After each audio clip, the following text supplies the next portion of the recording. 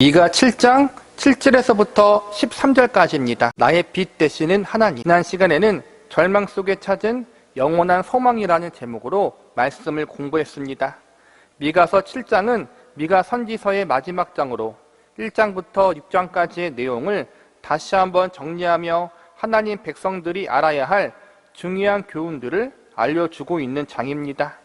특별히 7장 전반부에서는 이스라엘 백성들의 타락과 부패함의 모습을 보여주면서 결국 모든 인간은 하나님 앞에 죄인일 수밖에 없고 하나님이 원하시고 기대하시는 그 어떠한 선한 것도 만들어낼 수 없는 절망적인 존재임을 배웠습니다. 그러나 너무나도 다행이고 감사한 것은 하나님이 이러한 절망적인 상황이 인간의 마지막이 되게 하지 않으시고 이러한 절망적인 상황을 통해서 인간들이 자신을 의지하거나 세상을 신뢰하지 않은 자리로 이끄셔서 오직 하나님만 바라보고 신뢰할 수 있는 기회로 삼아 주셨다는 것입니다.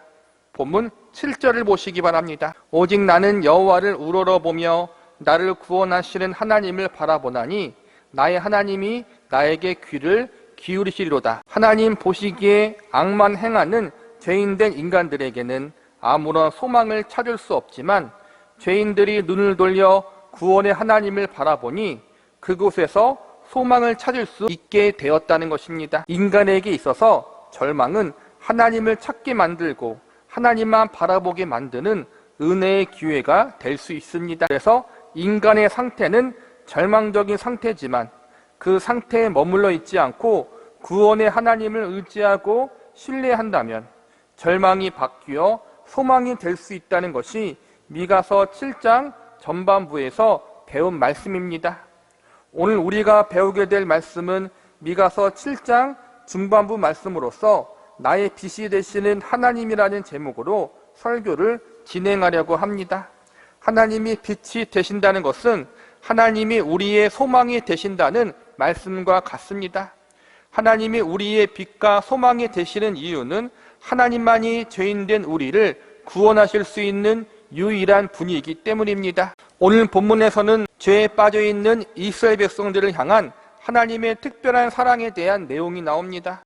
이스라엘 백성들을 향한 하나님의 특별한 사랑은 오늘날 믿는 성도들을 향한 동일한 사랑이기에 우리는 오늘 말씀을 통해서 교회와 성도를 향한 하나님의 크고 위대한 사랑에 대해서 배울 수 있습니다.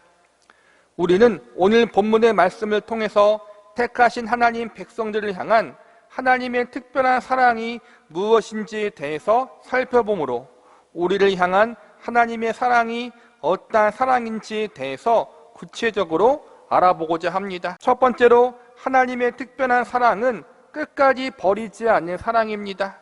본문 8절을 보시기 바랍니다. 나의 대적이여 나로 말미암아 기뻐하지 말지어다.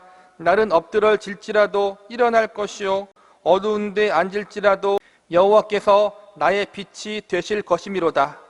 여기서 보니까 대적들을 향해 기뻐하지 말라고 나와 있는데 이 말은 이스라엘 민족이 이방 민족들로부터 고통당하는 모습을 보고 이스라엘의 대적자들이 기뻐했다는 것입니다. 실제로 아수르 제국과 바벨론 제국으로부터 이스라엘 민족이 침략당하고 나라가 멸망당하자 이스라엘 주변에 있던 나라들 에돔이나 모압 같은 나라들이 매우 좋아하고 기뻐했습니다. 왜냐하면 이들은 이스라엘 민족과 아주 오랫동안 서로 원수처럼 살아왔기 때문입니다. 그런데 이어지는 말씀을 보니까 이스라엘 민족이 비록 엎드러지고 넘어져서 많은 고난을 당했지만 다시 일어서게 된다고 나와 있습니다. 참으로 암울하고 어두운 눈물의 골짜기를 경험했지만 빛 되시는 하나님이 소망을 주사 다시 일으켜 주실 것이라고 선언하고 있는 것입니다. 즉 하나님이 넘어짐의 자리, 고통의 자리에서 다시 일으켜 세워 주실 것이기 때문에 원수를 보고 기뻐하지 말라는 것입니다. 이어지는 구절을 보시기 바랍니다. 내가 여호와께 범죄하였으니 그의 진노를 당하려니와 마침내 주께서 나를 위하여 논쟁하시고 심판하시며 주께서 나를 인도하사 광명에 이르게 하시리니 내가 그의 공의를 보리로다. 여기서 보면 이스라엘 백성들이 엎드려지고 고난받았던 이유가 하나님께 범죄했기 때문이라고 나와 있습니다. 그러나 다행인 것은 잘못을 해서 하나님께 진노와 심판을 받았지만 징계 후에 다시 광명에 이르게 하신다고 약속하고 있습니다. 광명은 밝은 빛을 말하는데 이는 이스라엘 백성들이 다시 회복되어 과거의 영광을 되찾게 될 것을 약속하고 있는 것입니다. 이스라엘 민족이 이방 나라의 침략을 받으며 고통받고 있을 때 주변의 에돔이나 모압 같은 나라들은 이스라엘 민족을 조롱하고 놀렸습니다. 하나님의 백성이라고 하는 민족이 고통당하는 것을 보니 하나님이 너희를 버리셨거나 아니면 하나님이라는 신이 없는 모양이다, 이렇게 비웃었습니다. 이스라엘 편에서는 참으로 많은 부끄러움과 치욕을 당한 것입니다. 이러한 수치와 부끄러움은 이스라엘 민족이 자처한 것입니다. 그들이 하나님의 말씀을 듣지 않고 우상 숭배를 비롯해 탐욕의죄와 성적인 타락, 도덕적 윤리적으로 매우 부패해 있는 죄악에 빠져 있었기 때문에 하나님 앞에 징계를 받아 고통을 당하게 되었던 것입니다. 이스라엘 백성들이 당하는 고난과 고통은 그들이 잘못한 것이기에 당연한 것입니다. 하지만 너무나도 다행인 것은 이러한 이스라엘 백성들의 죄악과 타락에도 불구하고 하나님이 그들을 포기하지 않으셨다는 것입니다. 그들의 범죄함으로 그들이 넘어지고 주저앉아 버렸지만 하나님은 다시 일으켜 주셨고 어두운 데서 고통을 당하고 있을 때 그들을 인도하사 밝은 소망의 빛을 주신다고 하나님이 약속을 하십니다. 9절에 보면 하나님이 논쟁하셨다고 나와 있는데 논쟁이란 옳고 그름을 따진다는 의미를 가지고 있습니다. 즉, 이 말씀은 범죄한 이스라엘 백성들을 버리거나 포기하지 않으시고 그들과 옳고 그름을 끝까지 따져서 마침내 이스라엘 백성들 입에서 제가 잘못했습니다라는 말이 나오도록 만드신다는 것입니다. 즉, 논쟁하다라는 말씀 속에는 하나님이 지속적으로 범죄한 이스라엘 백성들을 끝까지 버리지 않으시고 그들을 계속해서 붙들겠다는 의미를 담고 있는 것입니다. 지금은 비록 그들의 죄악 때문에 고난을 당하고 있지만, 그래서 원수들의 조롱과 비웃음을 당하고 있지만 하나님이 택하신 백성들을 포기하지 않고 있기에 희망이 있고 소망이 있습니다. 오늘 본문과 동일한 상황을 기록했던 이사야 선지서를 보면 이러한 약속이 등장합니다. 이사야 54장 8절입니다. 내가 넘치는 진노로 내 얼굴을 내게서 잠시 가렸으나 영원한 자비로 너를 긍휼히 여기리라. 내 구속자 여호와께서 말씀하셨느니라. 이사야 선지서가 기록될 당시에도 이스라엘 백성들의 죄악이 극에 달하고 있었던 때였습니다. 그래서 이방 민족을 통해 하나님이 그들을 징계하고 있었던 그러한 상황이었습니다. 여기서 보면 하나님께서 이스라엘 민족의 죄악으로 인해서 진노하셨고 얼굴을 잠시 가렸다고 나와 있습니다. 얼굴을 잠시 가렸다는 것은 하나님이 이스라엘 백성들의 잘못을 고치기 위해서 사랑의 매를 드셨는데 이 사랑의 매는 잠시였다는 것입니다. 그리고 이어지는 말씀을 보면 영원한 자비로 너희를 긍휼하게 여긴다고 나와 있습니다. 즉, 하나님의 진노, 사랑의 매는 잠시지만 하나님의 자비와 사랑은 영원하다는 것입니다. 이것이 하나님 백성들을 향한 포기하지 않는 하나님의 사랑입니다. 구약의 이스라엘 백성들뿐만 아니라 오늘날 저와 여러분을 향해서도 하나님은 동일한 사랑, 포기되어지지 않는 사랑으로 우리를 둘러싸고 계십니다. 아니, 어찌 보면 당시 이스라엘 민족을 향한 사랑보다 더 큰 사랑으로 오늘날 우리를 사랑으로 간섭하고 계십니다. 왜냐하면 우리에게는 예수 그리스도의 사랑이 더해져 있기 때문입니다. 그래서 사도 바울은 고린도후서 5장 14절에 이렇게 선포합니다. 그리스도의 사랑이 우리를 강권하시는도다. 하나님의 가장 귀한 독생자 예수님이 우리를 사랑하사 우리를 죄악의 저주와 멸망으로부터 건져내기 위하여 그분의 생명을 십자가에서 내어주셨습니다. 우리의 구원, 우리의 생명은 예수님의 생명과 맞바꾸어진 구원이고 생명입니다. 그러기에 하나님은 우리를 절대로 버리거나 포기하지 않으십니다. 우리의 연약함과 죄악스러움에도 불구하고 우리를 버리지 않으시고 포기하지 않으사 끝까지 붙잡으시고 책임지십니다. 이것이 이스라엘 백성들을 향한 하나님의 사랑이고 우리를 향한 하나님 아버지의 포기되어지지 않는 특별한 사랑인 것입니다. 이 하나님의 위대하고 영원한 사랑이 지금 우리에게 부어지고 있고 앞으로도 영원토록 함께할 것이라는 사실을 믿으시기 바랍니다. 두 번째, 하나님의 특별한 사랑은 마침내 회복시키는 사랑입니다. 본문 11절을 보시기 바랍니다. 내 성벽을 건축하는 날, 곧 그 날에 지경이 넓어질 것이라. 이스라엘 백성들의 모든 성읍은 아스루와 바벨론 제국의 침략으로 말미암아 무너지게 됩니다. 그런데 11절에 보면 성벽을 건축하고 지경이 넓어질 것이라고 나와 있습니다. 이는 이스라엘 백성들의 회복에 대한 약속이라고 할 수 있습니다. 이어지는 12절을 보시기 바랍니다. 그날에 아스루에서 애굽 성읍들에까지, 애굽에서 강까지, 이 바다에서 저 바다까지, 이 산에서 저 산까지의 사람들이 내게로 돌아올 것이나. 이스라엘 백성들은 자신들의 죄를 회개하지 않고 죄에서 돌이키지 않아 결국 나라가 멸망당합니다. 그래서 모든 성읍들이 무너지고 남은 이들은 모두 머나먼 이방 나라에 포로로 끌려가게 됩니다. 그런데 하나님이 11절에서는 무너진 성벽을 건축하게 하시고 12절에서는 다시 돌아오게 될 것이라고 말씀하고 있습니다. 이 말씀은 포로 생활을 끝마치고 다시 약속의 땅 가나안 땅으로 돌아올 수 있도록 하나님이 은혜를 내려주신다는 약속인 것입니다. 하나님의 백성도 이방 백성처럼 범죄할 수 있고 죄악의 자리에 빠질 수 있습니다. 그래서 하나님 앞에 심판과 징계를 받을 수 있습니다. 그러나 하나님 백성들의 특별한 점은 그들에게는 영원한 저주와 멸망은 없다는 것입니다. 그들을 향한 심판은 잠시 동안만의 심판입니다. 그들이 죄를 뉘우치고 회개하여 새롭게 될 동안만 내려지는 사랑의 징계인 것입니다. 사랑의 징계 뒤에는 언제나 회복이 있고 새로움이 있습니다. 오늘 11절과 12절의 말씀은 이스라엘 백성들이 나중에 회복될 것을 예언하고 있는 말씀이면서 동시에 먼 훗날 예수 그리스도로 말미암아 온 세계에 주님의 복음이 증거되어 전 세계에 많은 사람들이 하나님께로 돌아오게 될 것을 함께 예언하고 있는 말씀으로 볼 수 있습니다. 11절에 지경이 넓어진다는 말씀과 12절에 돌아올 것이라는 말씀은 복음이 확장되는 모습과 이로 인하여 전 세계에 있는 택하신 백성들을 불러 모으신다는 예언의 말씀으로 볼 수 있습니다. 택하신 하나님의 백성들을 향한 하나님의 계획은 언제나 구원이고 회복입니다.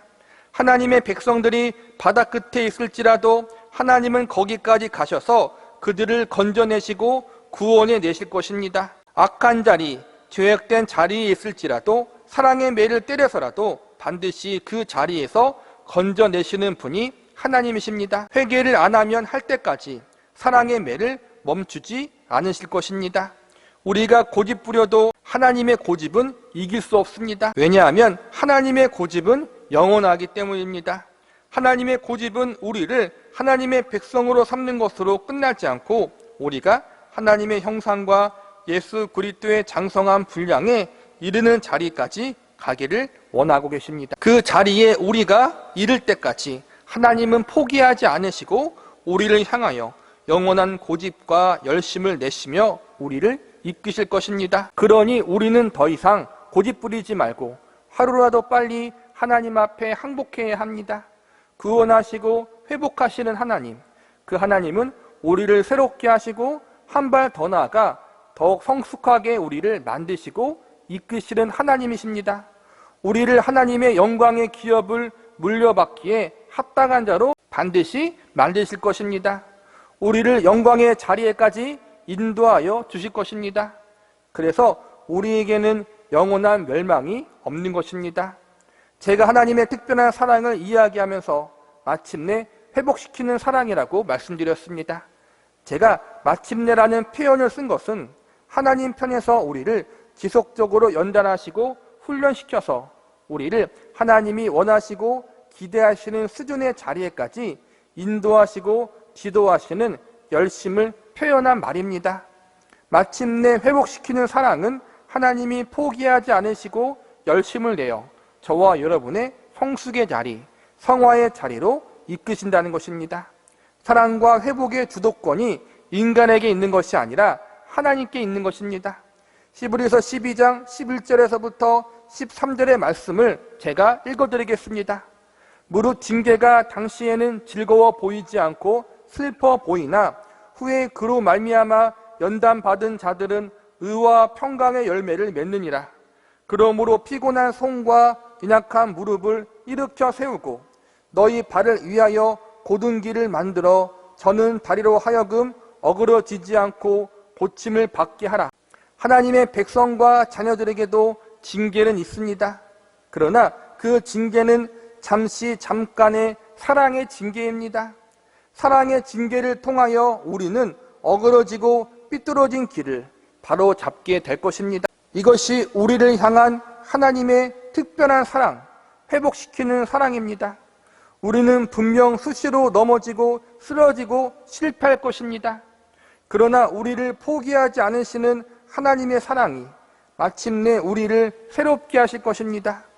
우리가 두 손 두 발 들고 하나님의 사랑 앞에 녹아내리고 항복하는 자리에까지 우리를 설득하시고 이끌어 주실 것입니다. 그래서 마침내 하나님만 사랑합니다. 하나님만이 우리의 구주이십니다. 하나님이 나의 전부이십니다. 하나님만 찬양하고 하나님만 의지합니다. 이렇게 진실되게 고백하는 자리까지 저와 여러분을 인도하실 것입니다. 마지막으로 하나님의 특별한 사랑은 구별하는 사랑입니다. 본문 10절을 보시기 바랍니다. 나의 대적이 이것을 보고 부끄러워하리니 그는 전에 내게 말하기를 내 하나님 여호와가 어디 있느냐 하던 자라. 그가 거리에 진흙같이 밟히리니 그것을 내가 보리로다. 10절에 보면 대적들이 부끄러워한다고 나와 있습니다. 이 말씀은 앞선 8절의 말씀과 대비되는 말씀입니다. 8절에 보면 이스라엘 백성들이 고통받는 것을 보면서 대적들이 기뻐했지만 하나님이 다시 이스라엘 백성들을 구원하시고 회복해 하시는 모습을 보면서 과거 자신들이 행했던 조롱과 비웃음이 자기 자신들에게 돌아가는 일이 되었다는 말씀입니다. 왜냐하면 하나님이 없다. 하나님이 그들의 백성을 버렸다.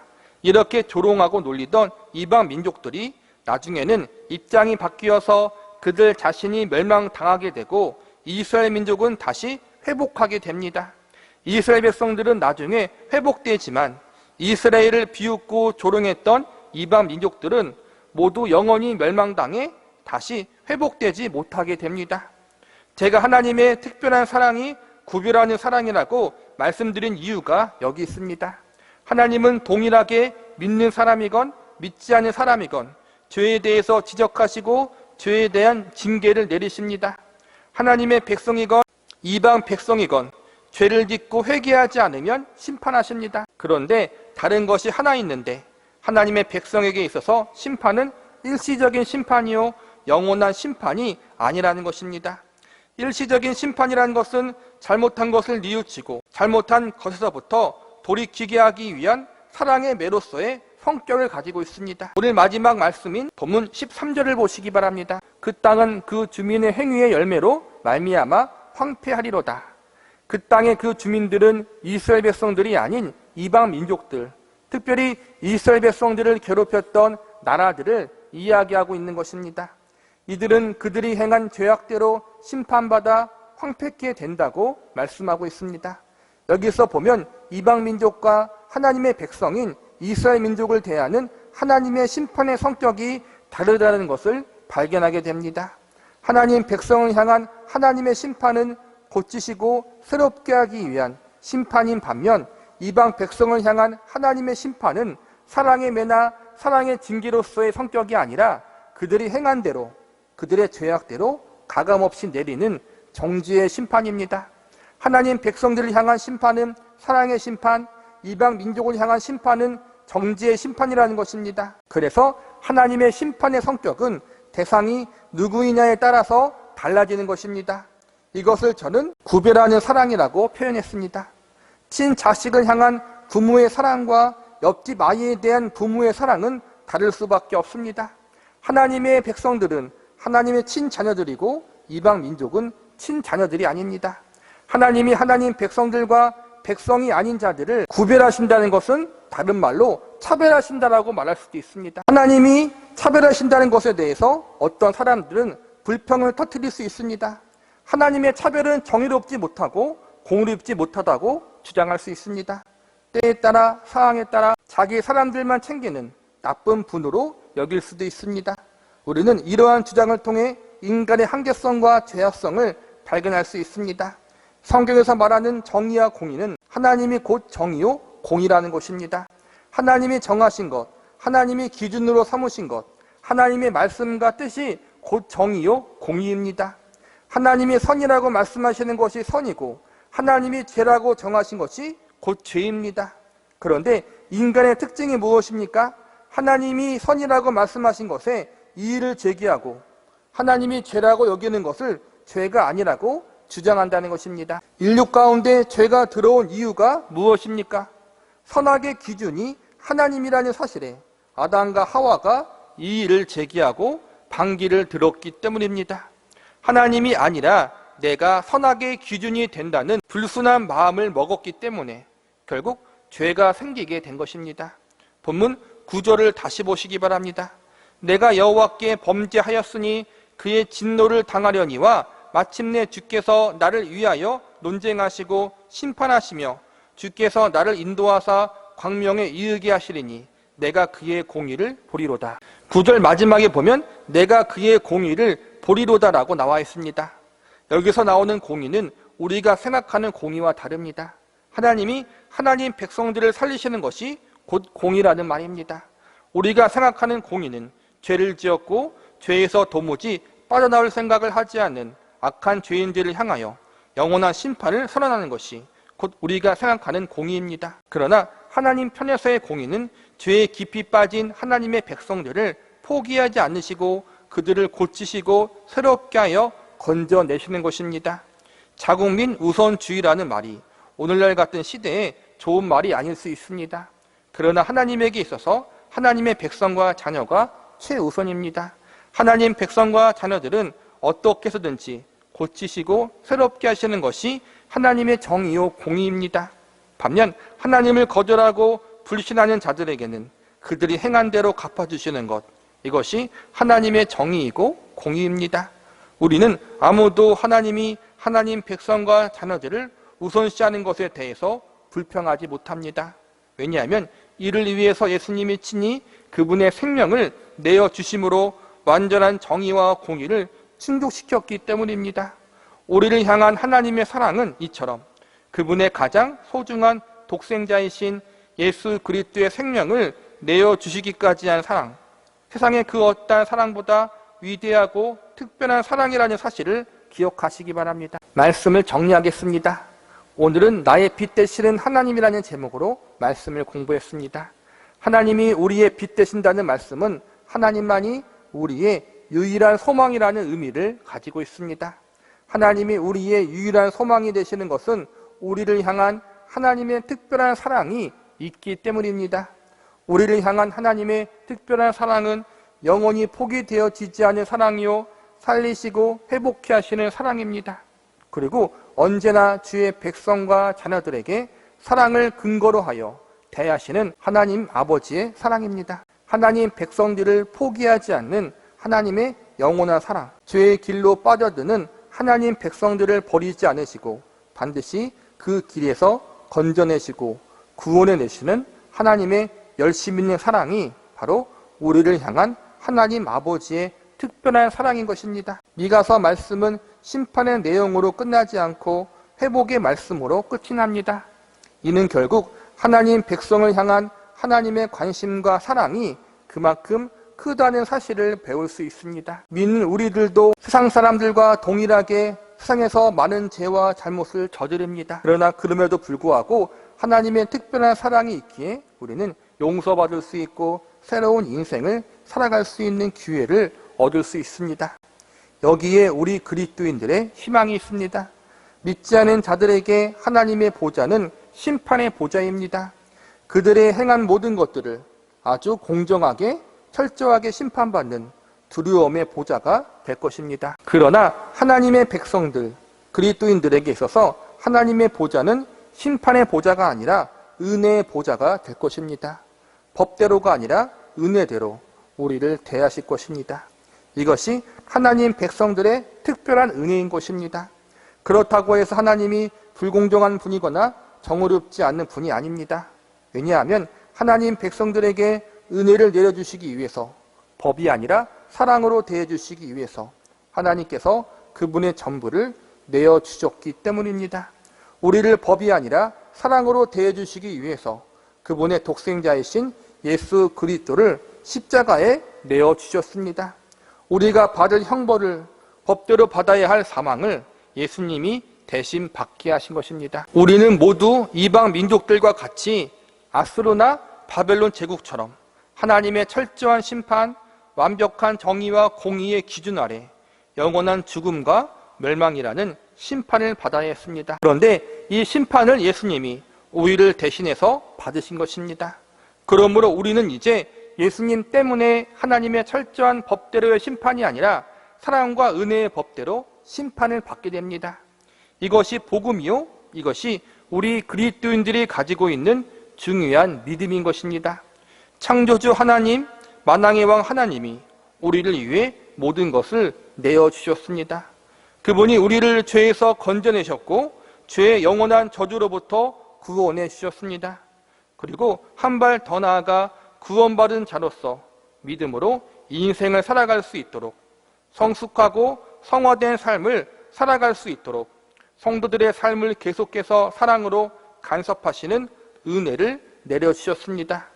또한 이 세상에서의 생이 끝날 때까지 우리와 영원히 함께하사 영화로운 존재, 천국의 기업을 물려받은 존재로 살아가도록 축복해 주셨습니다. 이 하나님 앞에 우리가 더 이상 무엇을 바라고 요구할 것이 있겠습니까? 우리를 위해서 세상에서 가장 좋은 것들, 유익한 것들, 선한 것들을 주신 하나님께 감사와 찬양과 영광을 돌리시기 바랍니다. 무엇보다 이 세상의 그 어떠한 피조물들도, 심지어 천사들도 경험해 보지 못한 하나님의 특별한 사랑이 우리에게 부어졌다는 사실을 기억하면서 이 하나님 앞에 여러분, 우리 역시 우리의 마음과 정성으로, 우리의 관심과 사랑으로 응답할 수 있기를 바랍니다. 겸손히 하나님만 바라보며 나의 주인이요 왕 대신 하나님 안에서 기뻐하며 그분의 말씀대로 순종하며 하나님의 백성과 자녀답게 믿음으로 인생을 살아갈 수 있는 저와 여러분이 되시기를 바랍니다.